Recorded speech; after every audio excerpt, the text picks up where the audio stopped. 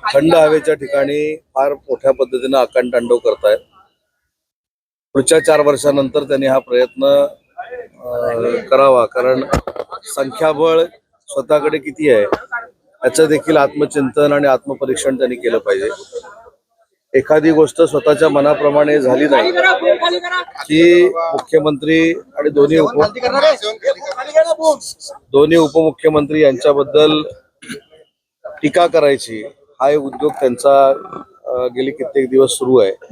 परंतु विधानसभेच्या निवडणुकीनंतर त्यांनी आत्मचिंतन खरं करणं गरजेचं होतं की आपले 46च का आले आणि आपला विरोधी पक्षनेता का होऊ शकत नाही हे त्यांनी स्वतः तपासून बघायला पाहिजे.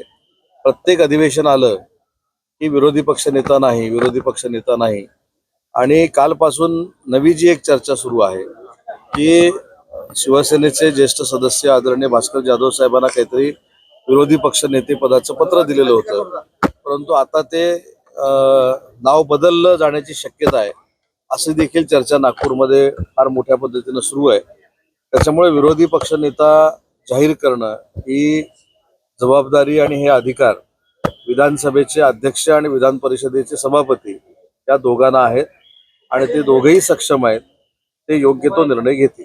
भास्कर जाधव यांचं नाव निश्चित करण्यात आलं होतं, मात्र आता ते मागे पडल्याने आदित्य ठाकरे यांच्या नावाची आग्रही भूमिका ठाकरे गटाकडनं ठेवण्यात येते. आपल्याला आठवत असेल की मी 1 वर्षापूर्वी हेच आपल्याला सांगितलं होतं की भास्कर जाधव साहेब हे विधानसभेमध्ये विधान परिषदेमध्ये त्यांचा अनुभव आहे आणि ते आक्रमक आहेत. त्याच्यामुळे ती आक्रमकता स्वतःच्याच पक्षावर उलटू नये यासाठी त्यांच्या समाधानासाठी तुम्हाला आम्ही विरोधी पक्षनेते करतो हे सांगून हे पत्र देऊन त्यांना थांबवण्याचा प्रयत्न होता, त्यांचं समाधान करण्याचा प्रयत्न होता. पण जाधव साहेबांच्या देखील आता लक्षात येईल की नक्की कोणाचे मनसुबे काय. संख्याबळ गरजेचं नसताना सुद्धा सत्ताधाऱ्यांनी संख्याबळ कमवा आणि नंतर विरोधी पक्षाने असं म्हटलं, पण दाखले देऊन सुद्धा संख्याबळ गरजेचं नसताना सुद्धा सत्ताधारी संख्याबळाचं का दाखलं देतात सवाल भासतात. मी याचं उत्तर दिलं की याचे सगळे अधिकार जे आहेत ते विधानसभेचे अध्यक्ष आणि विधानसभेच्या सभापतींना आहेत. विधान परिषदेचा विरोधी पक्षनेता जर करायचा असेल तर सभापती निर्णय घेतात आणि विधानसभेचा विरोधी पक्षनेता जर करायचा असेल तर अध्यक्ष निर्णय घेतात.